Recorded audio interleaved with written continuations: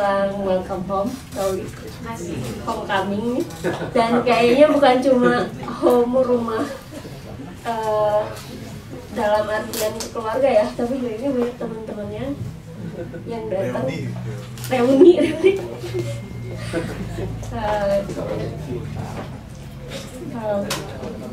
Majan Kauli sebelum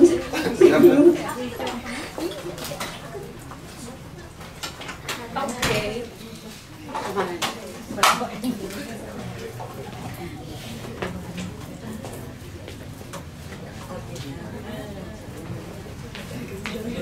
Karena di sini kebanyakan teman-temannya Kauli dan keluarganya Kauli, jadi saya kayaknya nggak perlu kenalin lagi Kauli ya. Iya, kenalin dikit-dikit. ada dong, itu yang sebelah situ saya belum berkenalan ya. Oh iya benar ada. Yang sebelah sini faksi itu internal. Faksi internal. Belum, kalau ada yang belum kenal sama Kauli ini apa ya? Dulu dia bekerja sebagai jurnalis waktu di Indonesia, kemudian dia meninggalkan pekerjaannya lalu menikah dengan sekarang suaminya ada di sana dan kabur ke Amerika. Kabur ke Amerika. Kenapa saya nyebut kabur? Jawabannya ada di bukunya Kauli. Nah, setelah 10 tahun kabur ke Amerika ini, kemudian Kauli memutuskan untuk menulis sebuah buku yang isinya bisa dibilang personal essay ya, dibilang memoir kayaknya nggak ini, karena dia lebih ke personal essays yang menceritakan bagaimana Kauli tumbuh di Indonesia dengan adat Batak dan lingkungan yang Melayu, yang suku Melayu. Terus dia mencoba melepaskan diri dari tradisi keluarganya yang demanding gitu untuk jiwa dia yang merdeka ini. Kemudian salah satu pencarian kemerdekaannya adalah kemudian dengan menikah dan pergi ke Amerika. Yang saya mau tanya sekarang adalah, ketemu nggak? Tak ada kemerdekaan yang hakiki di dalam hidup ternyata. Ceritain aja. Sebenarnya kan kalau mau ditanya, mau diceritakan kepergian ke Amerika itu, kalau misalnya ada yang sudah baca bukunya tahu bahwa ada patah hati di dalamnya, ada cerita patah hati di dalamnya, klise lah pokoknya. Tapi kan ada orang tuh yang patah hati, ada healingnya ke Bali, ada healingnya nonton Netflix, ada yang keluar negeri. Nah, kebetulan aku dapat privilege bisa keluar negeri healingnya, alias mencari laki-laki yang menggantikan yang mematahkan hatiku itu. Itu aja sih sebenarnya. Sederhana banget sebenarnya kepergian ke Amerika. Tapi di balik kesederhanaan itu adalah sebenarnya nggak apa-apa ya campur sedikit bahasa Inggris supaya nggak terlalu bengong anak-anak dan suami. It is really why I escaped to America, because I feel tired. I felt really tired to live in Indonesia, being a daughter of a Batak traditional that never be a priority in the family. It's always I was always not even the second, because I'm the youngest of 10. Saya anak terakhir dari 10 bersaudara. Kan kalau orang tuh berpikir kalau anak bungsu itu that you're the youngest, you must be spoiled, manja gitu. But in reality, in the Batak culture, if you're the youngest, especially if you're a woman, you don't get shit. You don't get nothing, because everything goes to the first son. Semua jatuhnya ke putra, ke anak laki-laki, karena anak laki-laki itu pangkuaran. They carry the name of the family. So the sons are the most important in the family, in the household. So I'm just tired of being ignored, being passed by. So I said, I really want to go. I really want to go to to break through, to break free. So why I choose America? Actually, I was choosing Australia, but he broke my heart. So there he. Ada kotanya ya. So yeah, very simple but not really simple reason. Hamzah mau komen? Oke. Selamat untuk Mbak Uli untuk kasih. datang kembali ke Jakarta yang mungkin menyebalkan tapi pasti dikangenin di Amerika. Iya, betul sekali. Ya, terima kasih teman-teman yang hadir di forum ini. Sebetulnya forumnya nggak minat baca banget sih ya. Iya. Tapi ini Itu cerita- cuma alasan doang sih. Alasan. Tapi boleh juga Boleh juga kita belokin ke sana. minat baca. Yang terbaca mungkin merespon dari cerita Mbak Uli ya, bahwa ada semacam kayak Gak usah. ada semacam keterlantaran ya sebagai manusia yang tumbuh gitu, sebagai remaja yang mengalami pendewasaan, dan itu tekanannya dari akar kebudayaan yang Mbak Uli menjadi latar keluarganya gitu, dalam hal ini Batak. Mungkin teman-teman juga yang mungkin non Batak atau etnis lain juga punya hal-hal tertentu dalam peranata sosial budayanya ya kan. Jadi aku rasa keterkekangan itu yang membuat Mbak Uli terombang-ambing sehingga kayak mencari diri siapa ya gitu, sehingga Mbak Uli nggak berhenti, aku rasa nggak pernah berhenti nyari siapa dirinya gitu. Maksudnya ketika Mbak Uli ke kuliah di mana? Bandung ya? Iya, Nah iya. di Bandung kan itu sebuah keberanian, tentu pakai keberanian ya, untuk melepaskan dalam tanda kutip kebatakannya juga, terus kerja di Jakarta, mencari lagi siapa sih gue nih di Jakarta gitu, bisa ngomong gue nggak sih gue gitu. Baca. Iya. Terus ya adaptif, oh gue bisa, oh gue supel ternyata gitu, dan hal-hal yang kayak gitu kayaknya nggak mungkin nggak pakai keberanian ya gitu. Dan kalau teman-teman baca buku ini tuh ternyata buku ini ya sangat personal sekali. Dan buku ini tidak beranjak dari pengen punya pembaca gitu, nggak ada pretensi tadi di awal. Mbak Uli nggak nyebut bahwa aku pengen punya pembaca yang sepadan kepintarannya atau intelektualitasnya sama denganku, tapi kayak ingin berbagi momen gitu, bahwa aku mungkin punya sisi-sisi yang teman-teman alami sebagai orang dewasa mengalami hidup gitu, dan keberanian itu ya menulis, aku rasa. Jadi keberanian yang tidak ada pretensi apakah ini memoir atau bukan, itu kan kerjaan penerbit aja ya, mau ngejual kategori apa ya. Ya kan itu kadang pekerjaan penerbitnya apa nih, Cantrik ya. Cantrik perlu ada label di sini, ini apa ya, memoir gitu. Kalau esai budaya keberatan.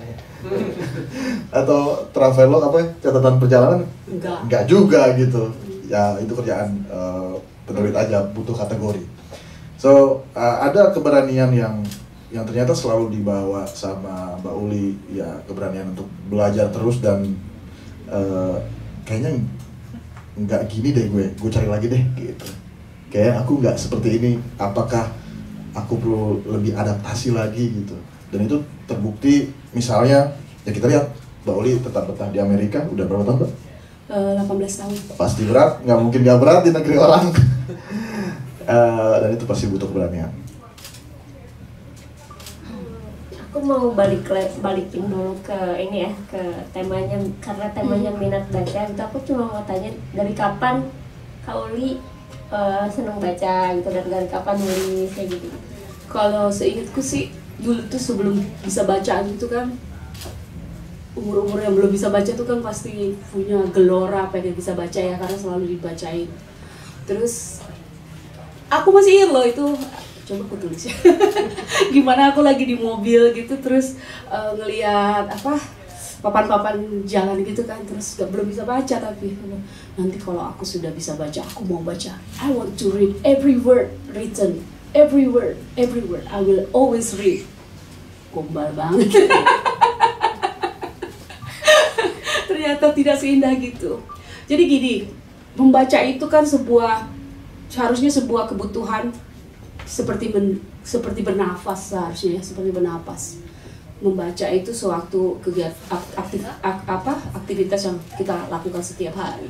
Nggak harus membaca buku sih, membaca ya petunjuk jalan kan itu juga sudah membaca gitu. Cuma membaca sebuah buku sampai tuntas itu terus terang, ada nggak sih yang mengalami kesulitan juga kayak aku? Distraksinya tuh banyak banget sekarang ini. Aku dengan sangat malu mengakui kalau aku nggak bisa membaca full langsung satu buku tanpa menyentuh HP. Itu kan sedih ya.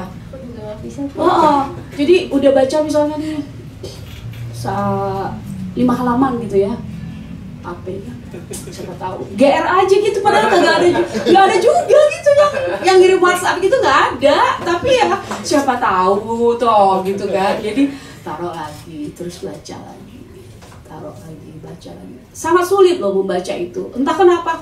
Padahal dulu waktu zamannya kuliah itu bacaanku tuh ya lumayan lah ya, nggak malu-maluin ya. Apalagi kita kan aktivis kampus gitu, bukan aktivis kampus, aktivis beneran, aktivis jalan raya gitulah, yang pegang-pegang demonstrasi gitu kan. Kita dipaksa membaca yang berat-berat lah ya, dari hal-hal yang ideologis gitu kan. Tapi sekarang aku akuin aku sangat sulit membaca karena ya itu sangat banyak distraksi. Terus sebagai seorang ibu kan aku tahu mana yang bagus untuk seorang anak tuh. Salah satunya adalah membaca. Jadi dari mereka kecil, bukan dari mereka kecil sih, dari mereka masih dalam kandungan tuh aku sudah membacakan buku. Bacain buku cerita aja gitu sambil dengerin musik gitu kan. Biasalah ya, namanya orang ibu kan ideal lah, semuanya harus dilakukan sesuai dengan yang terbaik. Terus ketika mereka lahir, aku selalu membacakan buku setiap malam sebelum tidur. Pokoknya sering banget membacakan buku tuh. Dan mereka tuh waktu masih kecil, I remember they were such an avid reader. Alana, Reina, and Hannah, they are such an avid reader. They read every day. They are so proud to read. And Alana will read to her sister, her baby sister, because she loved reading to them. If I didn't read them, they will be mad. But then come what we call cell phone. And that's the end of the era of reading. And I hate my husband for giving them smartphone. Because the smartphone, I already told him, I said, no smartphone. I said, just keep them like the flip phone that can just for texting or just for calling. Because they're only 10 years old. But then he said this one, yeah, but the price is quite the same. Okay, whatever. So yeah, jadi buat anak-anak pun itu membuat mereka membaca itu sangat sulit karena ketika kecil mereka belum punya kegiatan, belum punya banyak teman, belum saya kenalkan dengan game-game yang terlalu banyak gitu. Tapi ketika mereka sudah menginjak umur 9-10 tahun, akhirnya diperkenalkan dengan smartphone, it's really hard to get them back to reading. Jadi malah sampai sempat I try to bribe them, I try to threaten them. It's not working because it's kind of work with Alana, because I said, Alana, if you want to be not just pretty, read books. I said, you kind of pretentious girl. I said, it's just read book, it makes you smart. I said, and actually she listened a little bit. She's still reading sometimes. She still reads books. Sometimes books that I'm quite surprised that she reads. What's the Turkey author? Orhan Pamuk. I saw her has Orhan Pamuk novel in her bedroom. I was like, that's not so bad. I'm quite proud of you. But the twins, oh my gosh, I love you to death. But then suddenly Hannah, my daughter Hannah, has something. Mommy, we have a reading club, book club. I said, really? Book club? What kind of book club? The book club that everyone reads different book, not the same book. I was like, why? So when we read different, karena biasanya kan book club itu baca satu buku kan, terus kita ngebahas gitu kan.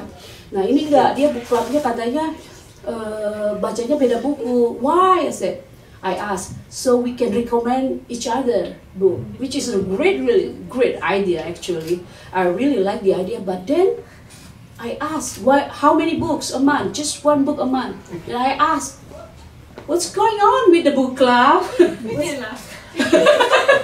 It doesn't last. It just so I think I mean, Is it disbanded? yeah, the thought is there. The thought is there, which is quite noble.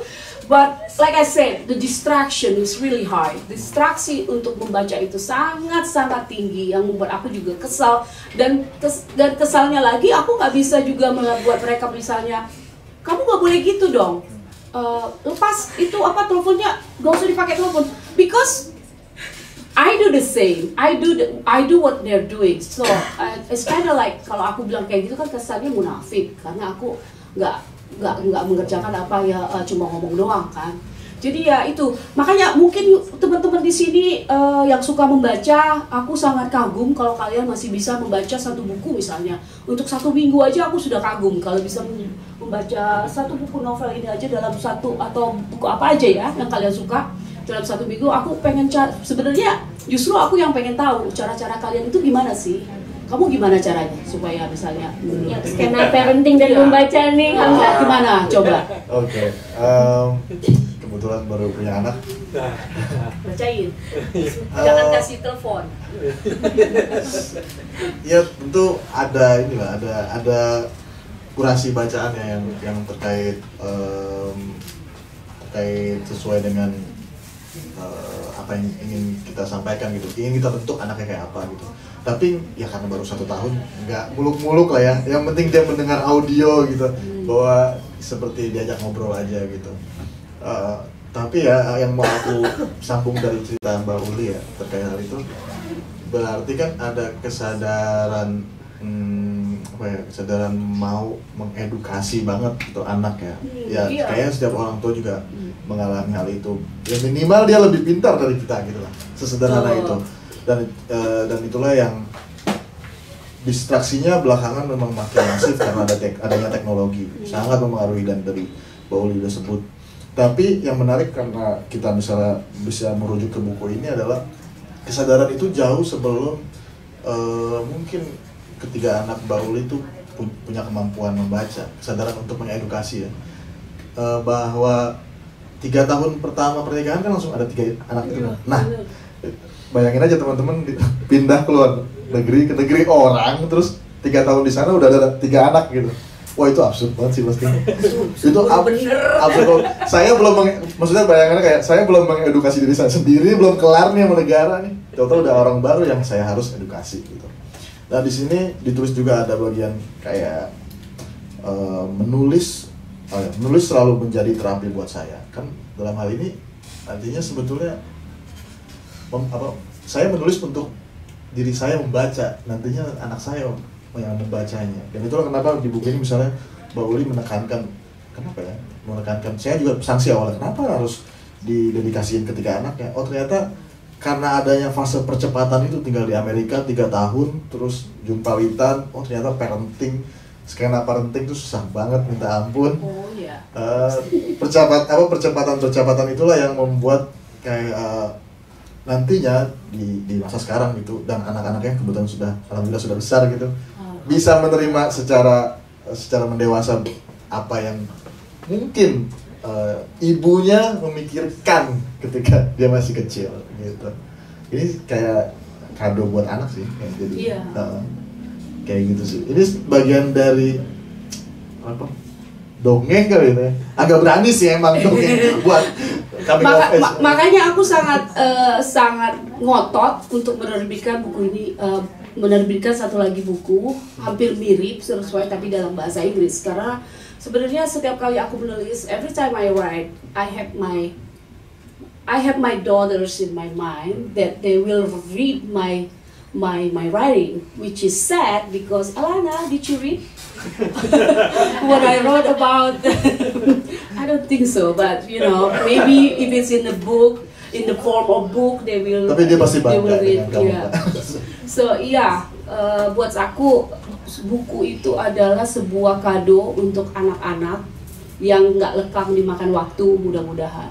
Aku pikir semua orang tua harusnya kalau bisa memberikan sesuatu pada anak tuh dalam bentuk tulisan akan sangat indah. Nah, Hamzah mau bikin buku juga buat Udah. kan? Ya dari apa? Tadi dari membaca ke menulis, aku juga mau nanya soal ketika di buku ini kan disebut ya ada semacam shock culture ketika ke Amerika gitu, gegar budaya, dan menurutku salah satu bentuk dari gegar budaya adalah gegar bahasa, karena yang biasanya setiap hari berbahasa Indonesia kemudian harus berbahasa Inggris gitu, dan itu gimana sih cara menyeberang gitu dari bahasa Indonesia ke bahasa Inggris? Nah, itu salah satu kegagalan aku itu dalam mendidik anakku untuk mengerti bahasa Indonesia. Itu sebuah kegagalan yang membuat aku sedih luar biasa sebenarnya. Kenapa? Pakai bahasa Inggris ya? Nggak usah lah yang gini. Jadi mertua aku dulu, mertua tuh sempat tinggal di rumah. Nah, si dia itu kan nggak bisa bahasa Indonesia kan. Jadi kalau aku pakai bahasa, tadinya aku tuh begini, pengennya tuh aku pakai bahasa Indonesia full ke anak-anak, terus si suami pakai bahasa Inggris full ke anak-anak. Jadi kan langsung dual language gitu kan, bilingual. Ternyata nggak semudah itu. Switching language is very hard. It's really hard. I never thought it would be that hard. So kayak aku, jadi si mertua itu kan sempat tinggal, aku sudah mulai pakai bahasa Indonesia, terus dia bilang, no Indonesia, speak English so I understand. Tuanya FOMO kali, nggak mau left out. I'm still holding a grudge, but she is such a wonderful person, so cannot really blame her on that.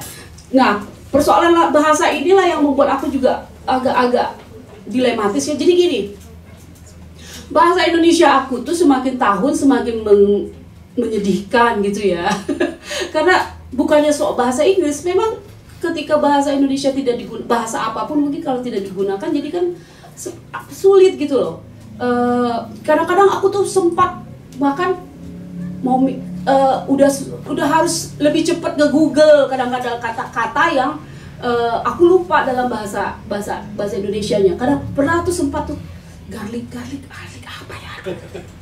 Oh, bawang putih. Lama karena kelamaan gitu, sudahlah Google aja translate gitu, saking itu. Jadi bahasa Indonesia makin lama makin jelek. Tapi bahasa Inggrisku juga mentok di situ aja gitu loh. I really hate that. Maksudnya gini, bahasa Inggris aku itu bagus, sudah cukup bagus lah, dalam artian sudah bisa untuk menulis. Tapi aku pesimis bahasa Inggris aku tuh bisa sebagus bahasa Inggris native speaker, tentunya yang level writer ya, bukan level non writer. Kalau itu mah aku juga sama suami juga bagusan aku kayaknya sekarang kalau nggak nulis gitu ya. Cuma ya untuk sampai ke level penulis berbahasa Inggris asli itu kayaknya I will never get there. Dan itu buat aku kesel gitu, putus asa. Sementara aku sekarang ini lebih nyaman menulis dalam bahasa Inggris. Cuma karena perbendaharaan kata terbatas, karena error juga selalu ada dalam grammar.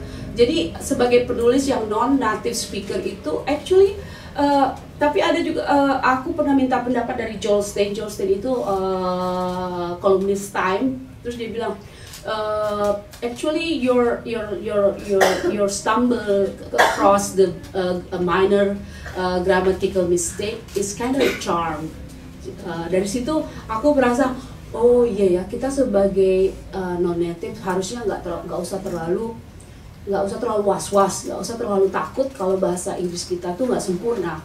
Karena buat orang lain yang melihat, pertama ya udah pasti kita bisa bahasa lebih dari satu, yang pasti itu kan. Jadi itu suatu kebanggaan tersendiri. Kemudian dia bilang karena bahasa Inggris kamu itu terbatas, it makes you more creative to find a way to represent your story in a way that native speaker cannot do.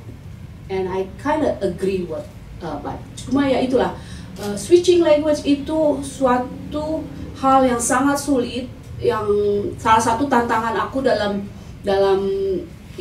salah satu tantangan aku dalam tinggal di Amerika adalah berbahasa Inggris itu tidak segampang yang aku pikirkan. Aku dulu tuh sempat itu loh, nggak mau jawab telepon karena takut. Karena takut salah. Kalau sekarang mah enggak. Hamzah, gimana soal bahasa? Aku ngerasanya sebetulnya pasti ada keterbatasan ya di awal-awal ya. Beberapa bagian keterbatasan itu pasti karena juga disebabkan di tulisan ini dituturkan karena ya baru mengenali Amerika secara kultur gitu. Tapi yang terbaca ya di sini ya justru ada puisi-puisi di bagian sini, dan justru ya rasanya itu sangat Indonesia dan hampir semuanya mungkin puisinya tentang Indonesia gitu. Justru lebih banyak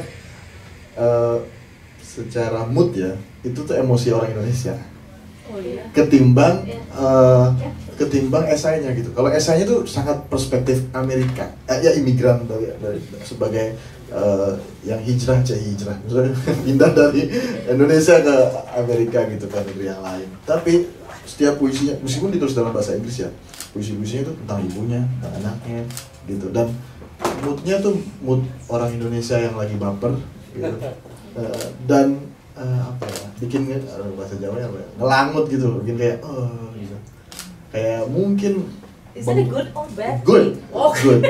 Maksudnya itu cara apa namanya? Cara Mbak Uli menurutku karena mungkin juga merasa nggak digubris, bukan nggak diabaikan juga, tapi lebih kepada Mbak Uli merasa sendiri gitu. Mbak Uli merasa sendiri lantaran anak-anaknya pun nggak bisa dia transfer bahasa Indonesia itu. Jadi dia mencari form, kalau misalnya memang bukan bahasanya, tapi moodnya mood Indonesia. Nah itu terkonstruksi dalam puisi-puisi yang ada di buku ini gitu. Ketimbang esainya, menurutku itu. Aku sepakat ya soal puisi itu karena di waktu pertama kali aku baca puisinya, aku sempat mikir ini tuh apakah ditulis dulu dalam bahasa Indonesia lalu di bahasa Inggris kan? Ya karena rasanya sangat Indonesia gitu. Jadi kayak meskipun mau ngomongin pohon belimbing atau ngomongin pohon willow gitu, tapi mungkin karena yang diajak bicara adalah ibu dan anak, si perasaannya tuh masih perasaan Indonesia gitu. Ya atau mungkin sederhana juga kayak puisi lebih ke mengandalkan perasaan, sementara esai itu logik gitu, atau yang prose-nya itu kan logik banget gitu. Ada semacam itu. Tapi ya tadi tuh aku bilang bahwa ini tuh belonging atau kerinduannya Mbak Uli terhadap Indonesia, dan itu lebih tampak di puisi. Oh, okay. That's a good thing to know.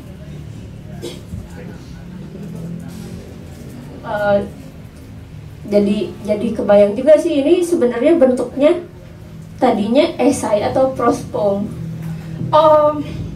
Sebenarnya itu bentuk itu dua hal yang berbeda, bahkan kurun waktunya berbeda penulisan antara esai sama. Jadi emang bener itu puisinya itu adalah kebaperan aku terhadap kerinduan kepada Indonesia dan hal apapun yang melekat di dalamnya. Nah, ternyata setelah aku menulis, kerinduan itu juga ada di dalam setiap personal esaiku. Jadi aku pikir, terus ku padu-padankan, oh ternyata cocok. Berarti aku tuh konsisten baper gitu loh. Bapernya konsisten ternyata, nggak selesai-selesai. Ya jadinya ya pas aja gitu. Jadi itu beda waktu. Kalau yang puisi itu kebanyakan terakhir bukan sih puisi? Enggak, justru awal. Jadi aku tuh dulu di Arizona State University itu sebelum ngambil master, ngambil kelas-kelas. Nah itu aku tuh ngambil kelas puisi 2 semester, ngambil kelas prosa 2 semester. Kenapa pergi? Kamu nggak suka aku ya sih? Terus kan aku baperan orangnya, jangan gitu dong, aku kan baperan. Ya jadi di situ sebenarnya jadi dalam dalam kelas puisi itu ada assignment.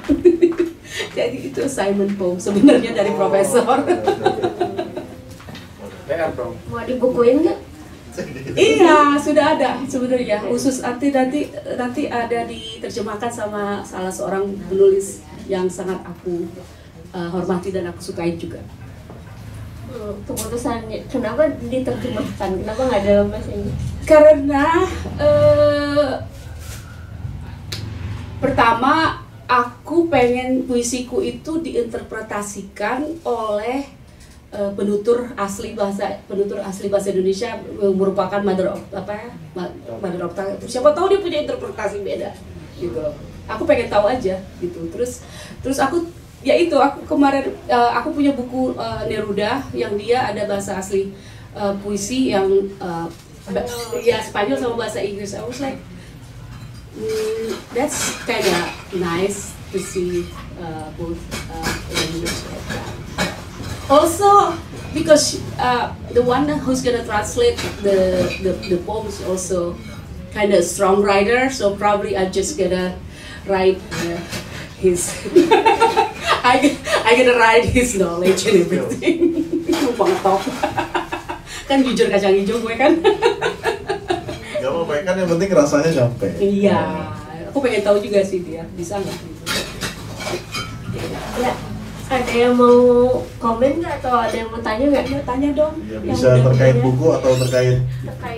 By the way, aku tahu kalau yang faksi ini sudah pada membaca semua nih. Coba yang di sini ada yang belum membaca bukunya nggak? So ditanya loh, ini ujian loh. Ada yang sudah? Ada yang sudah baca bukunya belum? Siapa yang sudah baca bukunya Yusuni?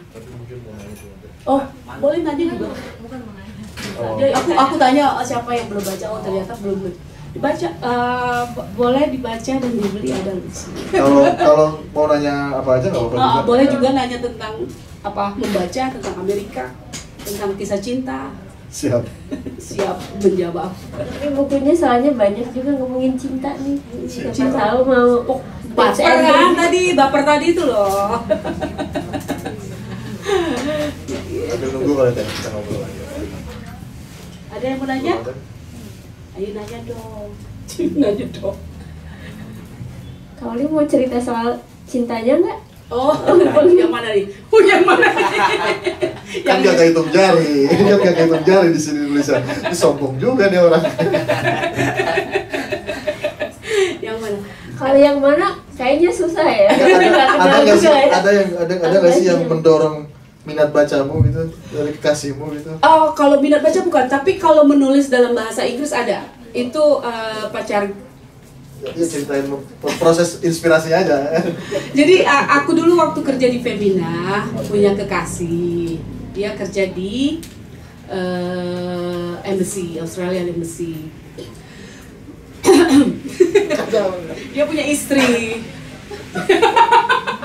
Tapi udah mau cerai emang sih. Jadi gue bukan perusak rumah tangga ya, emang udah rusak beneran tuh rumah tangga ya. Yang udah rusak di rongrong. Ya udah rusak gue rongrong pula lagi. Udah deh fatal. Nah dia itu kebetulan dia itu suka menulis. Jadi kita itu perhubungan percintaannya lewat tulisan. Kenapa? Karena kalau ketemuan kan susah. Padahal dia tahu dulu, gue nggak tahu deh sekarang masih nggak sih itu Australian Embassy di Kuningan. Di Kuningan kan aku di Femina juga di Setiabudi dekat, jadi kadang-kadang kita bisa ketemu tapi lebih susah karena ya susah lah pokoknya, namanya juga suami orang ya susah lah ya. Banyak protokolnya. Iya banyak protokolnya kan. Akhirnya ya itu apa yang paling bisa kita lakukan adalah menulis email. Nah aku bahasa Inggris aku tuh dulu jelek banget loh, jelek banget karena ya cuma bahasa Inggris modal kursus di LIA ya di Bandung dulu di Dago itu juga nggak tamat, jadi ya emang jelek. Terus kan nggak punya terlalu banyak sources bahasa Inggris tuh kecuali nonton TV, tapi nggak punya orang untuk melatih untuk mempraktekkan bahasa Inggris. Akhirnya aku pikir pakai jalan pacaran aja gitu, jalan kencan kan, murah. Jalan literasi. Yoi, udah literasi pacaran tadi kan sudah murah, ditraktir makan pula, terus orang wartawan kere kan. Kebayang lah, kebayang. Iya kan, jadi dimanfaatkan lah. Udah gitu bisa dapat praktis sama native speaker kan. What's not to like? See, if you are single, available and ready to mingle, go get it. Go get some native speaker to practice your English with. Amina udah melakukannya kan, Amina? Pakai PS. Nah, jadi aku tuh menulis surat lah sama dia, dan awal-awalnya tuh masih yang bahasa Inggrisnya ya yang masih kayak I, subjek, predikat, objek gitu kan, keterangan gitu. Tapi lama-lama karena dia nggak pernah karena dia encourage, karena dia bilang oh you write beautiful email, something like that. Jadi kan komplimen sebenarnya mungkin karena dia jatuh cinta sih ya. Oh, iya. Sebenarnya bukan karena memang bagus beneran. Akhirnya kita dokumentasikan itu surat-surat cinta kita itu ada 300 halaman saja, saudara-saudara. Dokumentasikan? Iya, kita kumpulkan kan dari email dipindahin gitu, terus dijadiin satu jadi ada 300. Itu nanti suatu saat mungkin aku akan kalau dia izinkan, aku akan coba untuk menulis. Itu ada novel berarti juga ya? Ada novel juga kayaknya. Bisa. Puisi kayaknya. Iya, itu. Oh, ada cerpen, ada puisi, ada erotic letter, komplit lah pokoknya itu. Bayangin 300 halaman coba kan. Jadi salah satu hubungan percintaan yang menurutku sangat menguntungkan aku sebagai penulis adalah hubunganku dengan dia selama 3 tahun. Bagaimana itu menghasilkan dan membuat aku berani menulis dalam bahasa Inggris, berani menulis untuk The Jakarta Post, berani menulis. Pertama kali aku menulis itu aku minta tolong dia untuk liatin dong, kasih masukan, kasih editing gitu. Terus sama dia dikasih masukan, dikasih footnote, dikasih editing. Bahkan sampai setelah aku kawin pun dia tetap temenan sama aku, teman baik banget. Aku sempat itu kalau aku lagi waktu aku kuliah gitu kan, tolong dong ini dia sempat, tapi sekarang udah nggak mau lagi sebenarnya. Jangan baper, nggak apa-apa.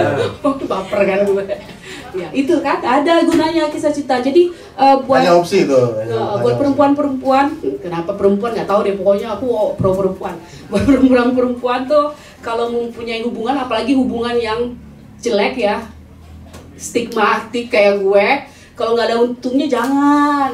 Kalau aku bilang sih, mending kalau aku ada untungnya gitu kan. Abis dari situ dapat fellowship lagi karena bahasa Inggrisnya udah mulai makin bagus, terus makin berani ngomong, berani apply fellowship. Aku dapat 2 fellowship dari journalistic fellowship dalam tahun aku berpacaran sama dia itu. Menumbuhkan minat baca via kasmaran. Paling gampang. Bisa kamu menumbuhkan minat baca via apa? Gimana tuh? Jangan selingkuh tapi. Apa ya? Macam-macam sih. Aku cantik. Apa tanya? Menumbuhkan minat baca. Oh, ini terlepas dari buku ini. Gimana tuh? Aku ingat satu momen di pas lagi lebaran gitu di rumah nenek. Jadi ada momen aku pengen kabur sebetulnya dari ibuku gitu, karena baru megang duit 20.000 inget tuh, mau nyebrang ke plaza di daerah Cibubur tuh. Terus ibuku baca buku, terus aku basa-basi baca buku apa bu? Padahal cuma pengen lewat aja, nggak ngapa-ngapain gitu, kayak ngindar gitu, tapi ketahuan nih gitu. Terus ditahan lah sama ibuku, ditahan. Sebetulnya ini agak jauh pengalamannya, kena ini momennya 2001 gitu, tahun 2000 kayaknya, waktu aku masih kelas 4 SD. Dan ibuku bilang, ini bukunya H.B. Yasin, biografi H.B. Yasin. Terus nama aku Hamzah kan, tahu nggak? Bang, aku dipanggil abang kan karena anak pertama. H.B. Yasin itu bukan Hans Bagwe Yasin. Siapa? Aku nggak tahu, aku kelas 4 SD. masa nggak tahu HB Yasin kelas 4 SD, ibu aja taunya kelas 2 SD, terus apa hubungannya gitu kan.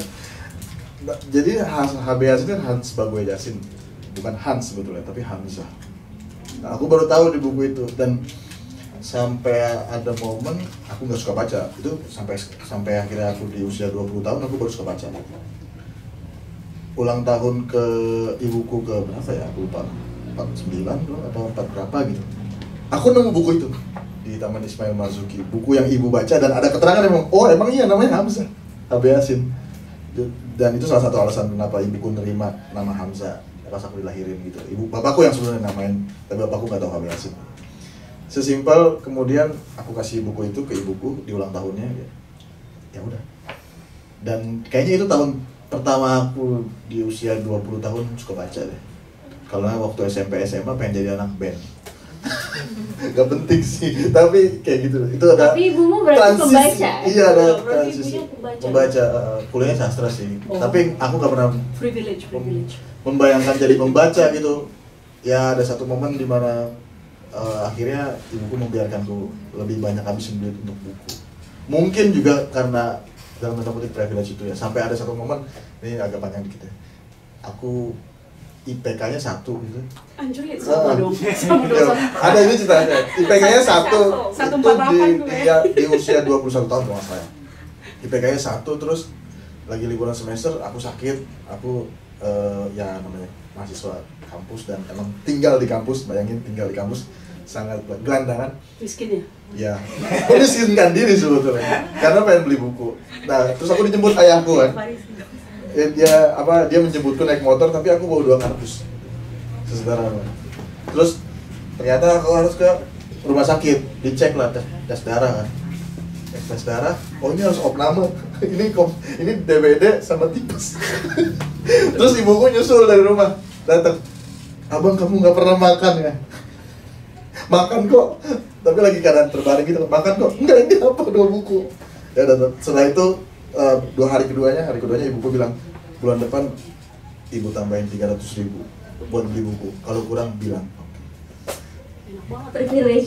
Nah itu ada privilege dalam tanda kutip ya. Ya mungkin ibuku bilang ya daripada anaknya narkoba ya kan, daripada anaknya beli buku aja freak nggak apa-apa deh udah dia.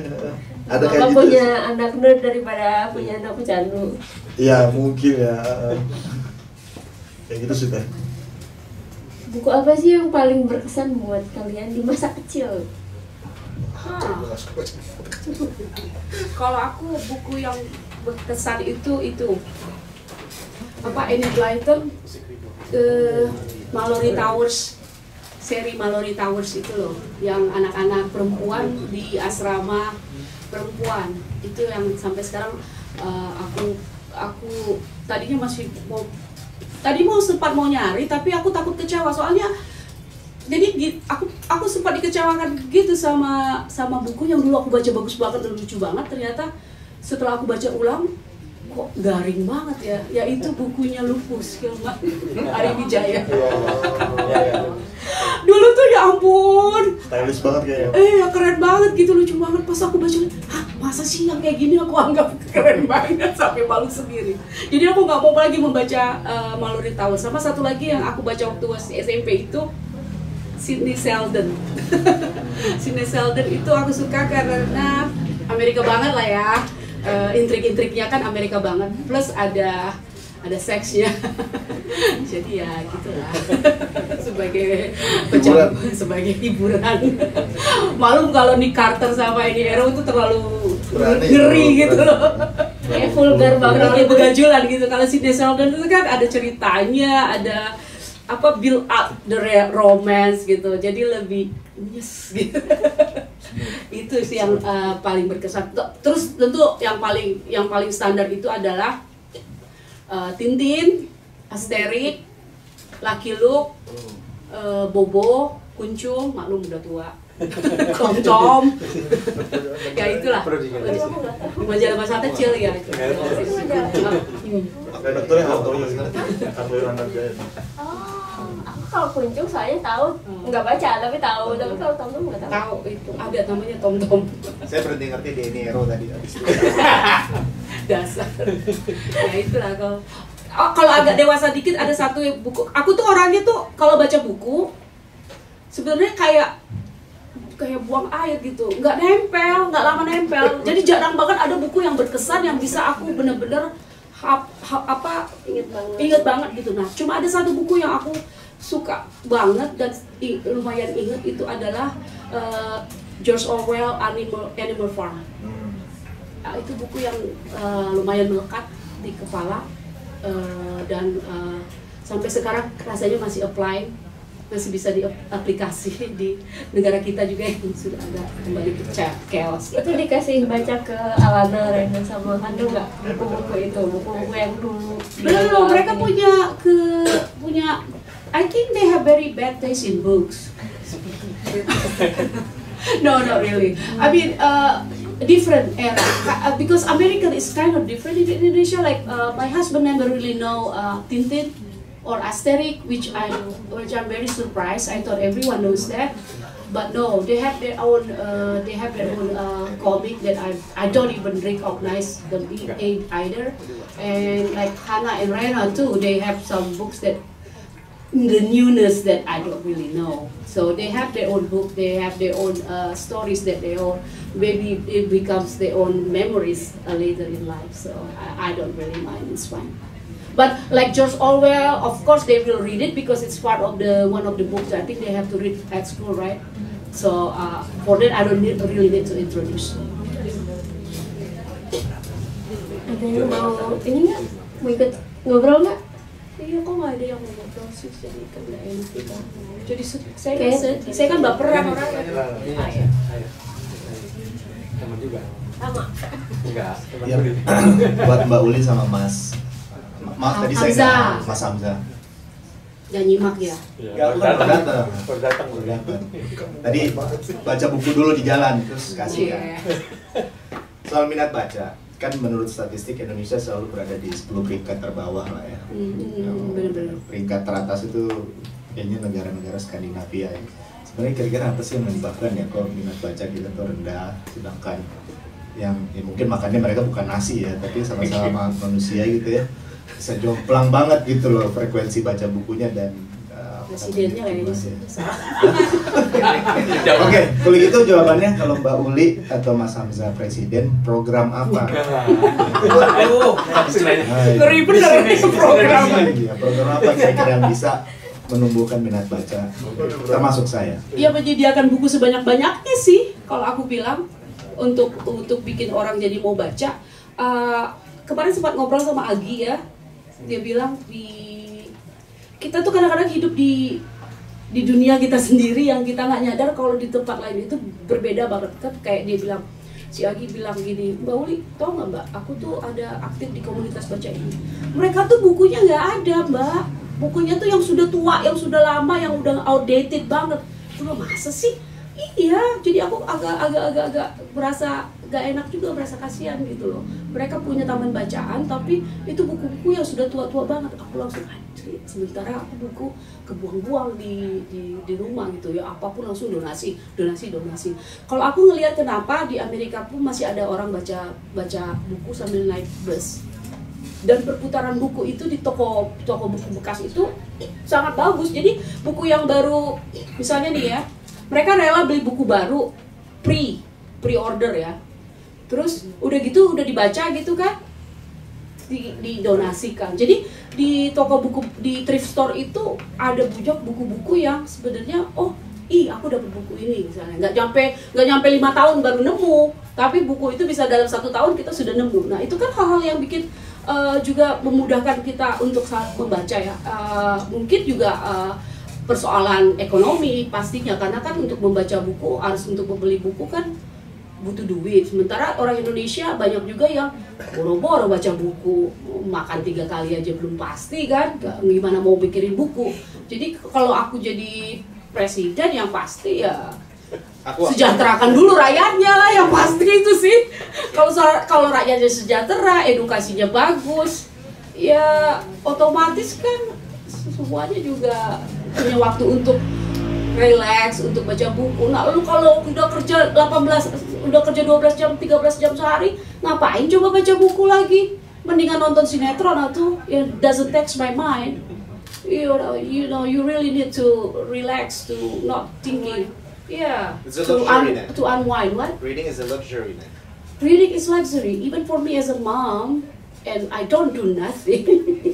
I'm such a trophy wife. But I still don't read. Now, can you imagine people with very limited resources? Reading probably become their priority number, I don't know, really very low priority. So kalau aku bilang ya kenapa negara-negara Finlandia, negara-negara Skandinavia ya karena mereka memang negara maju. Jadi buku pun bersebaran di mana-mana. Makanya kemarin aku sempat di Jepang hey, that's my niece. Kemarin aku di Jepang sempat asli kagum. Lagi jalan nih ya, lagi jalan berlima. Ada perempuan jalan kaki cepet lagi jalannya.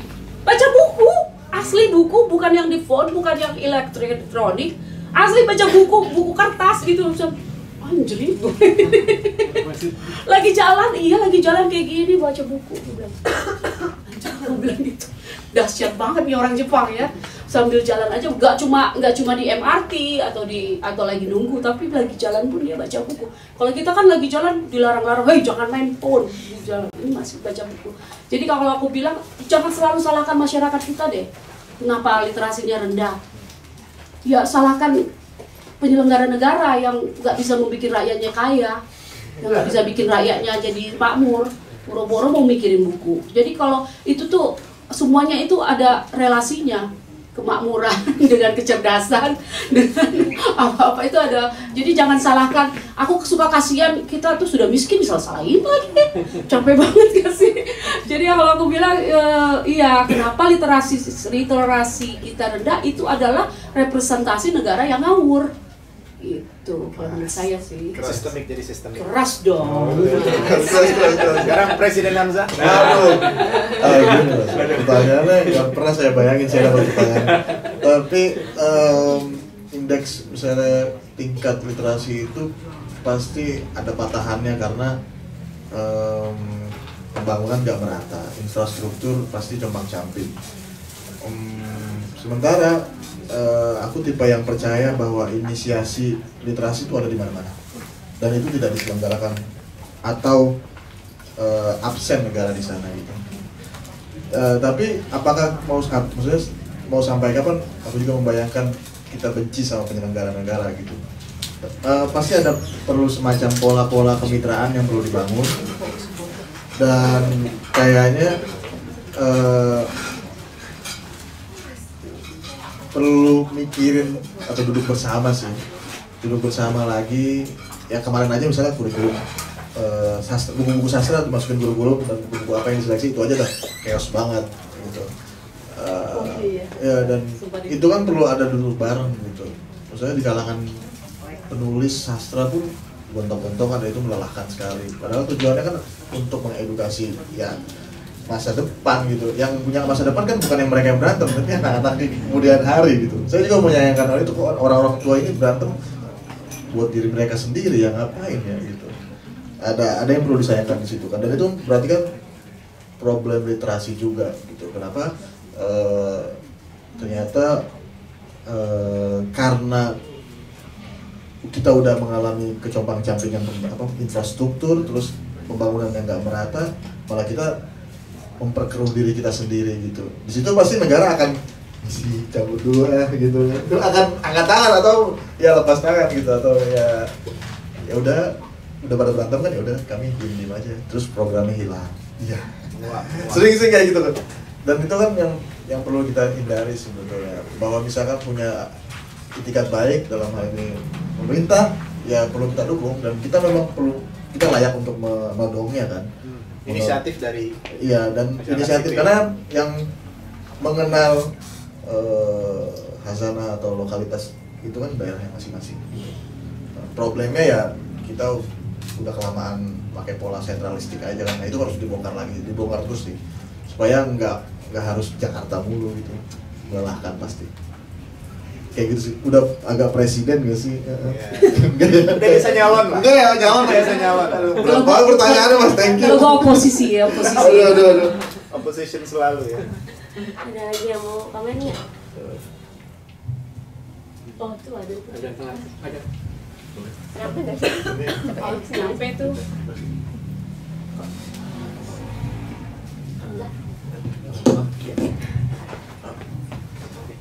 Halo, aku pengen nanya gitu tentang tadi kan Mbak Uli sempat mention gitu penyesuaian bahasa gitu dari bahasa Indonesia ke bahasa Inggris.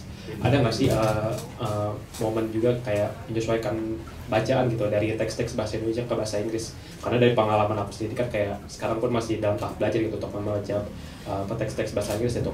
Jadi harus membacanya pun harus bolak-balik translate menerjemah gitu. Ada nggak sih kayak, dan itu tentu momen yang buat capek gitu dalam membaca. Mungkin kalau dari Mbak Uli sama Mas Hamzah sendiri ada nggak sih caranya gitu untuk menyesuaikan gitu? Kayak kita biasa membaca bahasa Indonesia dan tiba-tiba dan ingin membiasakan gitu membaca novel-novel bahasa Inggris gitu yang diksi-diksinya pun juga diksi-diksi yang jarang gitu, kata-kata yang jarang dalam bahasa Inggris. Kalau aku kasih sugesti, kasih saran ya, baca dulu dari buku yang paling gampang. Soalnya kalau kamu baca buku bahasa Inggris yang susah, misalnya kamu baca Tolstoy gitu, langsung nangis lah, kan? Iya, yang bahasa Indonesia aja susah, apalagi bahasa Inggris kan? Apalagi. Jadi kalau aku bilang jangan gengsi. Kalau soal baca buku itu jangan gengsi. Kamu harus baca buku yang kelihatannya keren, yang kelihatannya bikin kelihatan kamu cerdas. Gak usah, gak penting itu apa orang bilang gitu tuh. Gak harus bukunya siapa itu yang terkenal, Yo Fights, whatever it is. Ya, that's that one. Kalau aku malah dulu belajar bahasa Inggris, baca buku yang paling suka itu baca buku anak-anak. Dari baca buku anak-anak, kalau kamu masih baru mau memulai nih ya, bahasa Inggris ya, cari buku yang adult. Itu yang ada tulisannya agak gedean dikit. Nah, dari situ kamu eskalasi ke buku-buku lagi yang lebih ke itu. Percaya deh, karena mereka kan sesuai dengan umur kan. Karena kamu kan bukan penutur asli. Jadi kamu biasakan aja dulu dengan beli dulu atau pinjam di perpustakaan yang bahasa Inggris, tapi buku-buku untuk remaja.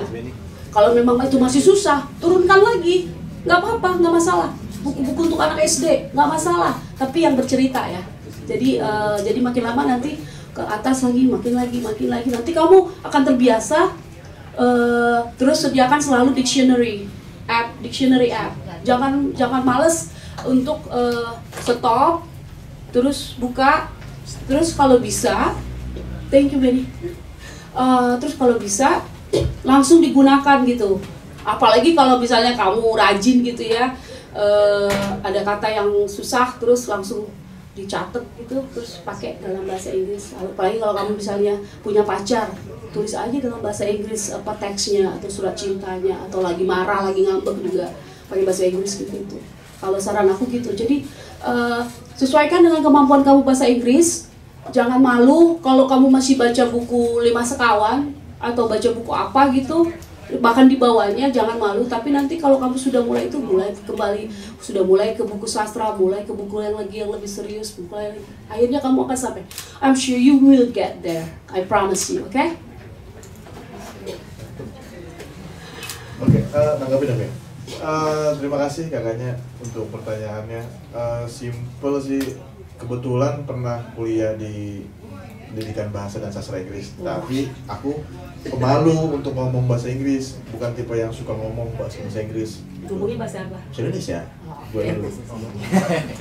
Iya, nah, tapi kan yang namanya mau belajar nggak mau yang udah dipelajarin sia-sia ya kan ya, ada kayak gitunya. Karena itu aku izin ya ke diriku kayak oke lah, kita nerjemahin. Aku ngomong diriku sendiri.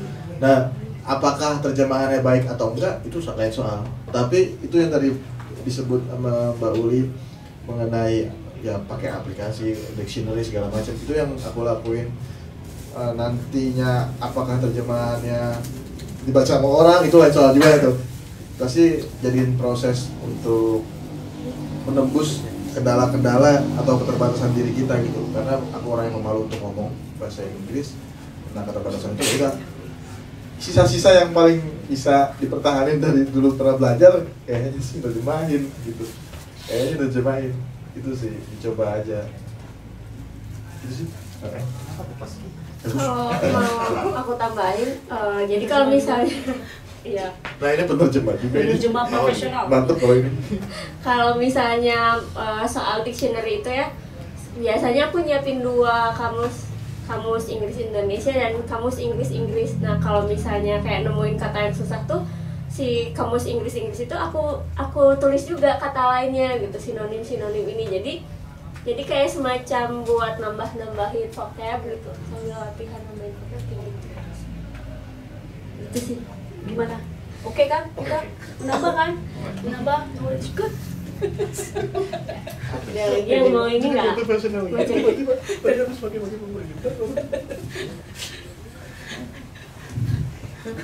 Bisa motivasi, bisa instruksi, bisa instruksi, bisa konsultif. Halo, aku kebetulan temannya dia. Gimana nih? Iya, jadi sebenarnya aku pas pertama kali datang ke sini, aku nggak tahu kalau ini acaranya tuh tentang buku apa, ada ya rilis buku gitu. Dan emang sama dia tuh iseng aja kan, jadi benar-benar nggak tahu. Tapi ternyata pas sudah duduk di sini, I feel so amazed and terharu karena tadi dijelasin gimana buku ini ditulis untuk Asik, ya untuk anak-anak Bauli sendiri. Jadi aku merasa kayak wow gitu. Sebenarnya pertanyaan aku tuh bukan tentang minat baca buku sih. Ini tentang backgroundnya Bauli yang mengenai keluarga Batak Bauli. Gimana sih Mbak cara Mbak saat itu tuh bertahan di keluarga sebagai perempuan ya di keluarga Batak? Karena yang aku tahu sendiri kan teman-teman aku juga ada orang Batak. It feels so pressure buat mereka, dan aku makanya tadi aku sedikit simpati karena teman-teman aku yang cerita ke aku juga ngerasa sedih gitu. Apalagi Mbak kan the youngest from the family. Terus dan akhirnya kan Mbak saat itu bilang Mbak escape to America. What I want to ask, are you ever feel regret? Wow. Karena gimana ya, aku merasa kayak aku melihat namanya bukan di Batak aja sih Mbak, di Indonesia sendiri. Di Indonesia sendiri kan, kayaknya aku harus baca bukunya. Emang gak kebaca ya Richard? Kayaknya aku harus ini sih baca bukunya juga karena aku belum baca bukunya, soalnya aku ngeliat teman-teman aku kan, aku pengen kores teman-teman aku juga gitu untuk berani seberani Mbak Uli gitu. Terima kasih Mbak. Terima kasih buat pertanyaannya, dalam deh. Iya sih, gadis Batak. Gimana cara survive? I didn't have any other choice but surviving of course. Habis gimana? Kita kan hidup di Indonesia yang anak-anak itu sangat tergantung sama orang tua ya. Bahkan setelah dewasa pun masih tergantung. Jadi selama masih tergantung sama orang tua ya nggak bisa berbuat apa-apa. Makanya aku waktu itu memutuskan untuk segera keluar dari kuliah. Kebetulan untungnya tuh orang tua biarpun konservatif tapi masih membolehkan anak untuk kuliah. Aku dari orang tua di Palembang, jadi keluar dari Palembang aku pilih Bandung. Itu buat ancang-ancang lah ya. Terus ketika aku sudah dan kebetulan juga ketika sebelum kuliah selesai itu aku sudah kerja. Nah, aku tuh orangnya apa ya? Agak-agak durhaka kali ya kalau sama orang tua. Maksudnya gini, ketika aku sudah punya uang sendiri, aku udah nggak menyusahkan orang tua, aku merasa bahwa I'm already independent, so I can make any decision in my life is for me, for my life. It's not my parents, it's not my sibling, so I don't really care what they think. I don't really care if they're happy or not. I don't really care if they think what I do is crazy. As long as I'm responsible, as long as I don't I don't give them any trouble, any problems, I think I'm free to make any decision.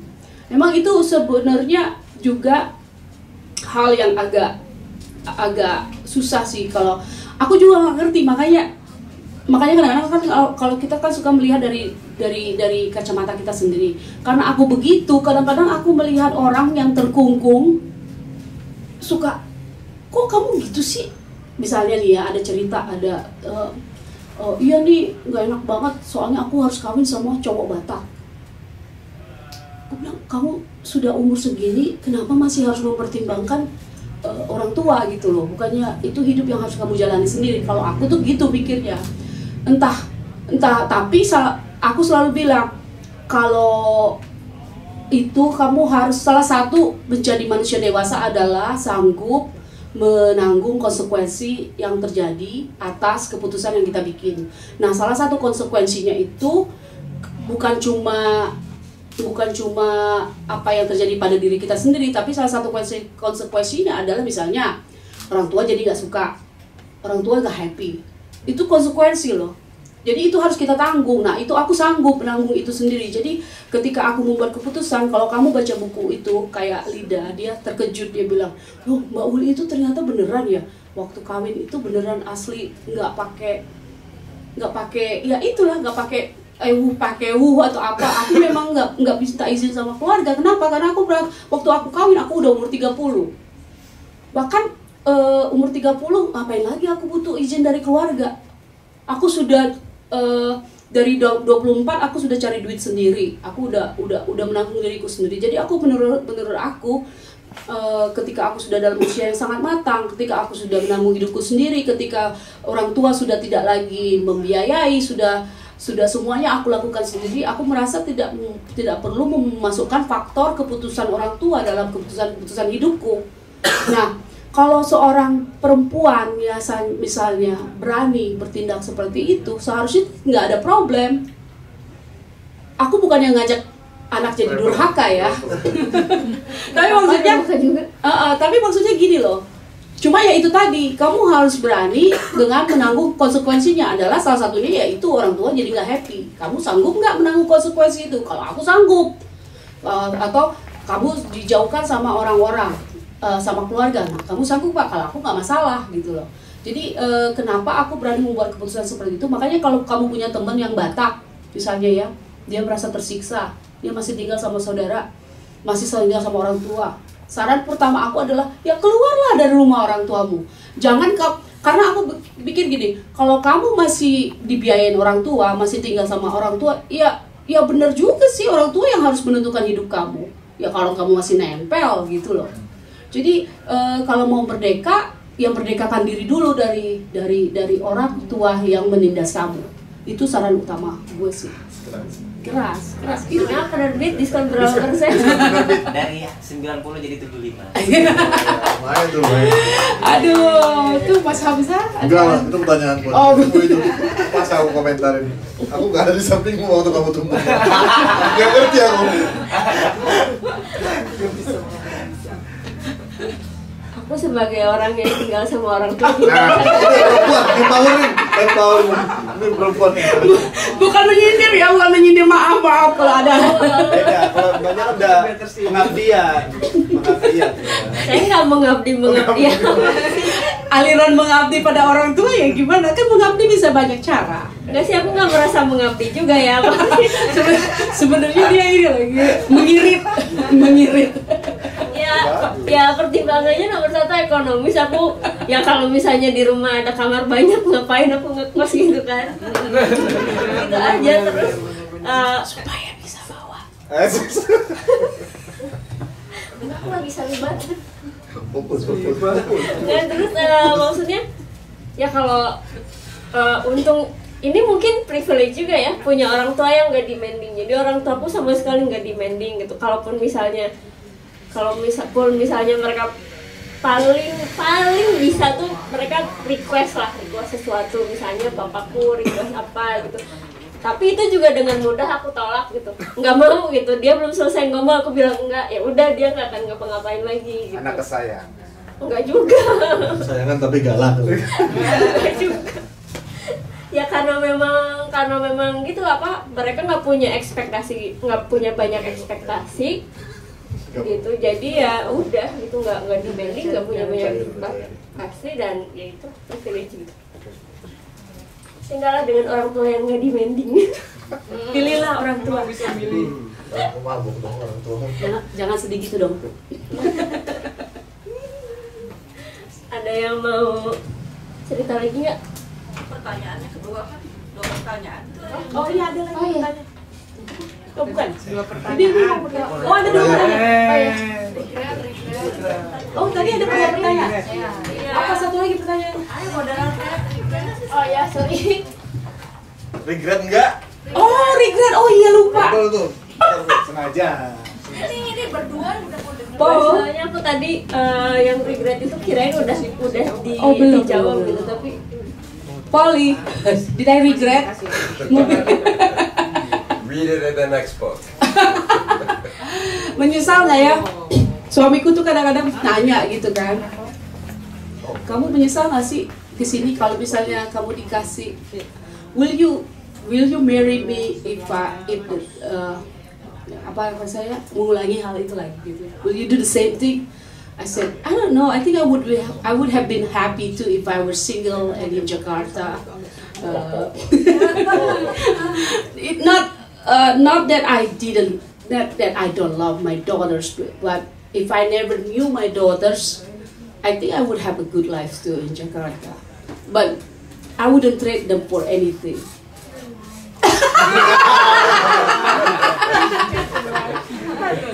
Of course, I would trade them for travel around the world. No. I wouldn't trade them for anything because yeah, now I know them. I don't think I will regret. At some bad days, on some bad days, of course, I even say that. That's really bad, actually. And according to Alana, I said that often. So, that's the answer. Regret nggak? Ada regret. Regretnya apa? Satu, aku kehilangan karir. I never thought it would be that hard to rebuild a life in America, in a new place. Ternyata membangun hidup dari awal itu susah banget. Kehilangan karir yang sangat aku cintai, yaitu menjadi maksudnya aku tetap jurnalis. Kadang-kadang kayak kemarin aku masih nulis buat Tempo gitu kan.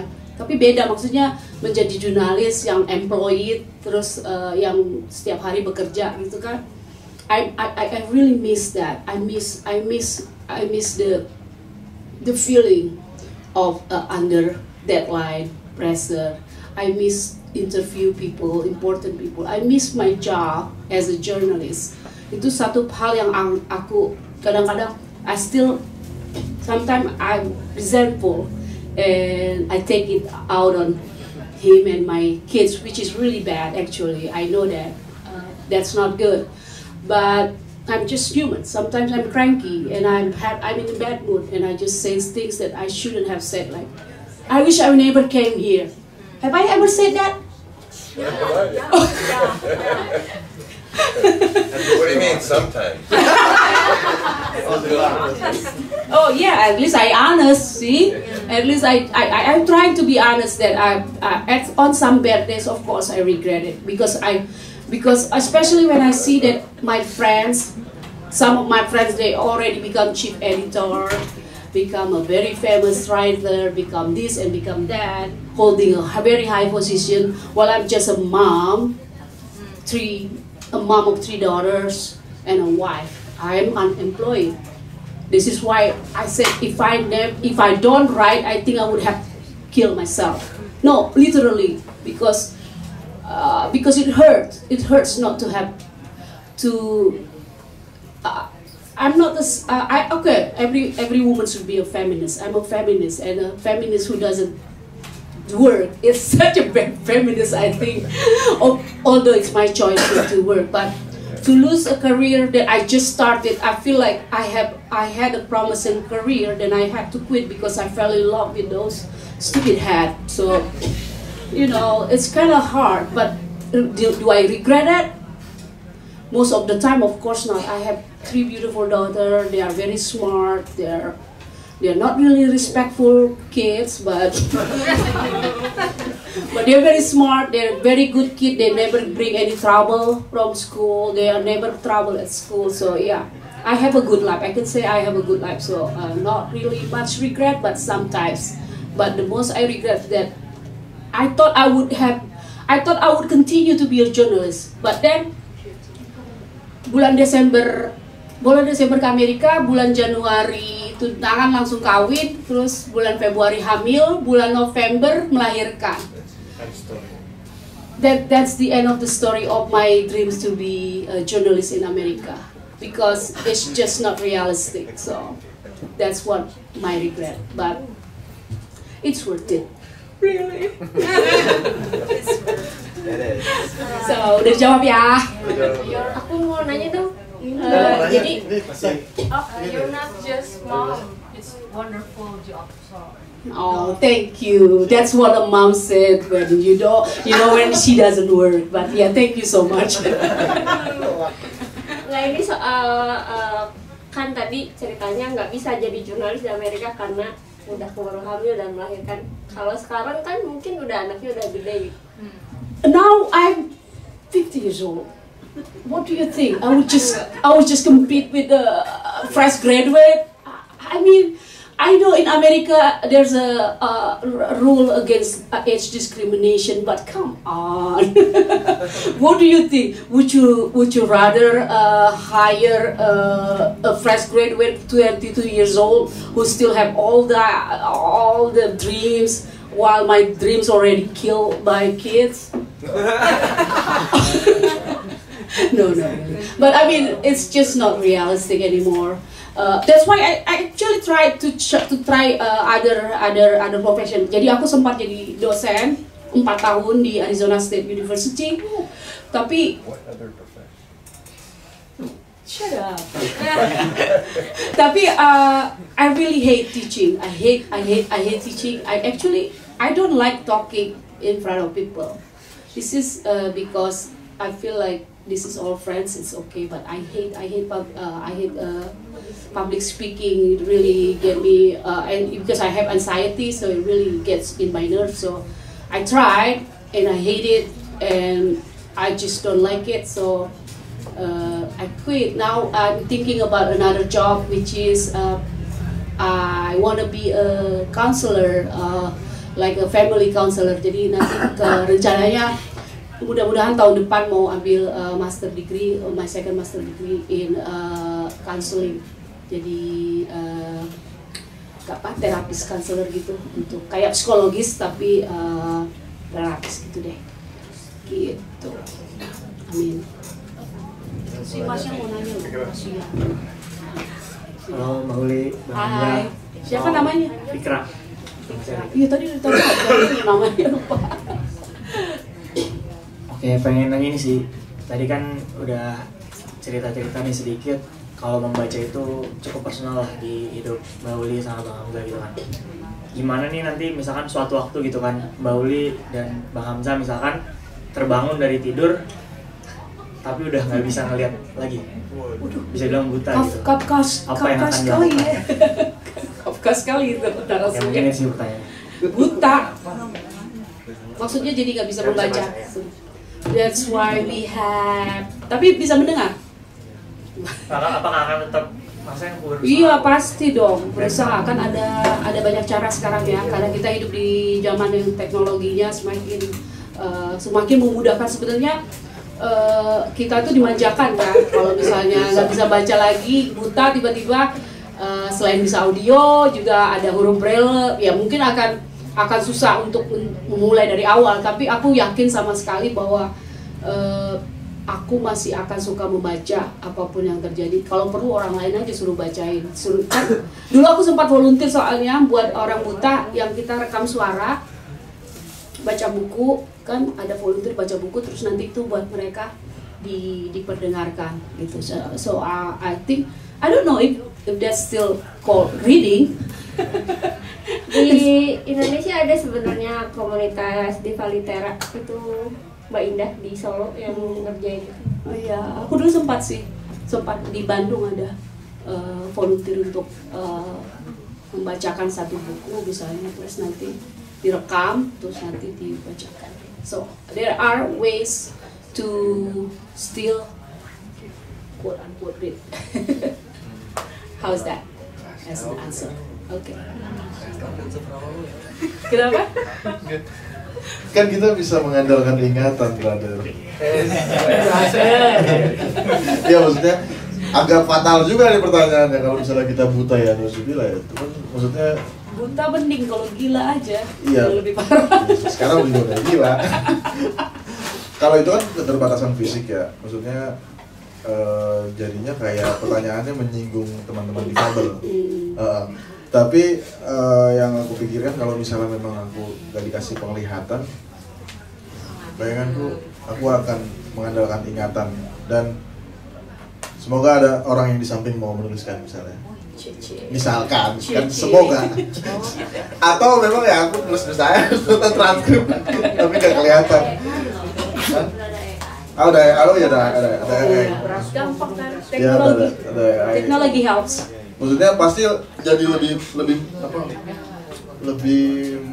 dengan keterbatasan kadang kita tahu bagaimana cara memaksimalkan sesuatu gitu ya.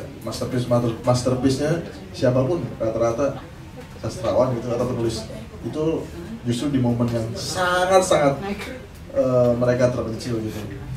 Dengan keterbatasan itu kayaknya bisa tetap berdaya meskipun ya saya bukan mereka. Ya at least berdayanya itu sih, mengandalkan yang terbatas. Kayaknya gak mau sih, belum mau, gak tahu. Gak kebayang juga kalau buta terus bangun-bangun buta. Terus Pak filsafat, anak filsafat mau daripada bangun-bangun jadi serangga kan? Iya, serangga. Berat itu novel juga. Kalian literan banget. Aku pas dibilangin tiba-tiba jadi buta, ingatnya si buta dari Gua Hantu. Nah ini yang ngomong Kafka dia, aku gak kebayangin. Yang aku pikirkan adalah masuk gua dan belajar silat lalu mereka. Gak ada kepikiran. Ada lagi yang mau ini nggak? Faksi sahabat, kok nggak ada bertanya faksi sahabat? Ada yang mau ada yang mau ceritain masa lalunya Kauli? Oh, ada tuh. Ibu Agnes.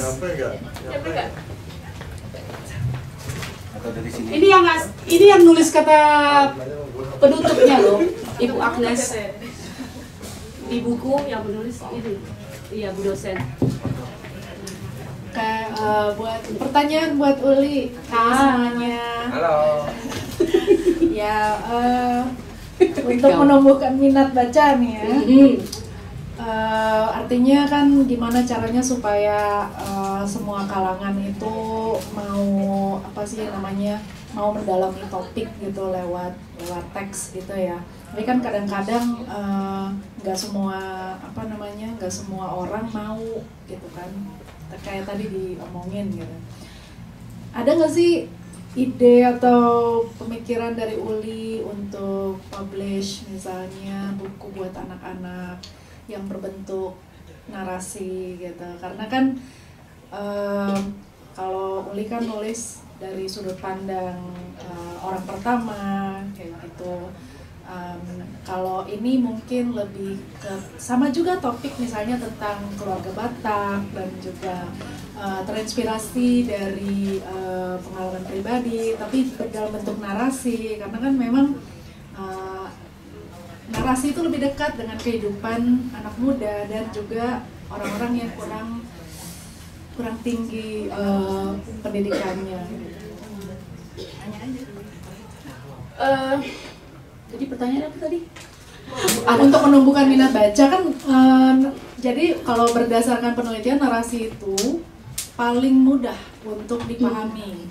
Karena biasanya kayak Harry Potter gitu kan lebih konkret gitu. Kalau untuk menuliskan buku yang menarasikan untuk anak-anak itu kenapa ya aku agak gentar? Atau remaja lah. Karena pikiran-pikiran aku tuh suka ngawur gitu loh, takutnya yang diambil bagian ngawur ya. Jadi agak cemas gini masalahnya.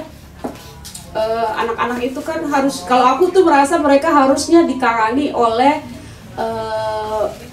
mereka yang benar-benar memahami anak-anak gitu. Enggak juga ya. Ya itu kan ketakutan aku sendiri ya. Tapi itu ide yang menarik. Terima kasih untuk idenya. Nanti saya pikirkan juga.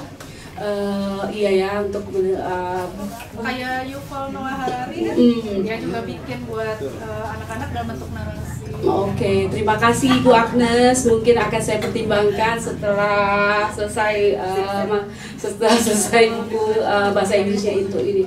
Tapi satu hal yang aku suka dalam tadi Hamzah pas ketemu langsung bilang, oh enak nih bukunya light ya, dia bilang gitu. Entah maksudnya beratnya light atau apa itu gak jelas. Narasinya sederhana. Nah, kenapa aku memilih narasi yang sederhana? Karena aku dulu aku pengen tuh buku aku tuh dibaca orang yang membacanya tuh seneng gitu loh, nggak bingung, biarpun ceritanya sedih, ada kesedihan di dalamnya, ada kepiluan di dalamnya, tapi aku pengen yang membacanya itu nggak harus mengerutkan kening, apa sih maksud kamu itu sebenarnya gitu. Makanya hal yang paling aku bahagia itu waktu ada pembaca yang kasih komentar, kasih bilang, aku tuh biasanya nggak suka baca, tapi ketika baca bukunya kamu itu sekali baca langsung habis gitu. Wah, bahagia banget gitu loh rasanya ikut menjadi bagian dari program Ayo Membaca gitu. Tapi beneran aku rasanya bahagia waktu ada yang ngomong, ada pembaca, apalagi nggak kenal ya, pembaca yang ngomong gitu. Aku merasa that's my goal, that you can relate to my stories, and then you can easily read my stories, and then you enjoy reading the stories. I think that's very important for me, that the readers, especially the readers who already bought the book, I really hope that you enjoy reading the book. So memang benar kata si Ibu Agnes bahwa bahwa ya teks dalam bentuk narasi itu bisa diterima oleh masyarakat luas dari tingkat pendidikan yang bervariasi kan. Gimana itu Bu Agnes? Bu Agnes, dia pakarnya dari UI. Ya memang untuk membuat literasi masyarakat, terutama anak muda itu jauh lebih baik, perlu pendekatan-pendekatan yang khusus. Narasi ternyata ditemukan tidak hanya di Indonesia tapi juga di negara-negara lain itu lebih baik daripada persuasi. Persuasi itu kan kayak kampanye ya, kayak ayo mari kita lakukan kayak begini. Jadi memang bentuk narasi itu sangat menarik. Kalau misalnya teman-teman mau misalnya cerita tentang topik apalah climate change atau topik I don't know, anything yang abstrak, yang sulit untuk digambarkan juga secara visual, text can be very helpful. Tapi pendekatan narasi lewat teks itu akan jauh membuat si pembaca itu lebih relate, ada personal relevance gitu. Oh, ini cerita tentang anak muda misalnya yang seumuran saya dan punya pengalaman yang sama. Misalnya cerita, aku sekolah, temanku di sekolah misalnya rumahnya kebanjiran, misalnya, dan banjirnya nggak turun-turun. Apa yang terjadi ya gitu. Terus temen yang satu lagi cerita, iya itu kayaknya karena masalah perubahan iklim, apa itu, lalu mereka cerita. Itu lebih menarik. Kayak yang dibilang Uli, narasinya ringan, seperti itu. Wah, menumbuhkan minat baca. Itu tadi kan, menumbuhkan minat baca. Jadi ketika ada orang yang bilang kayak gitu ya, aku merasa, oh, I actually made it. I'm really happy ketika mereka bilang bukumu tuh enak dibaca gitu, dan aku membacanya sampai tuntas. Karena banyak loh buku yang aku baca tuh nggak sampai tuntas. and you spoke about very abstract ideas actually, right? Ya naratif is a Oke, good word. nanti saya pertimbangkan untuk memperluas segmen. Ini science loh, karena yang ngomong dokter neuroscience ya. Dan saya sendiri udah membuktikan dulu pacar saya yang sering jadi istri saya mau karena saya narasi bukan persuasi. Saya nggak jago persuasi.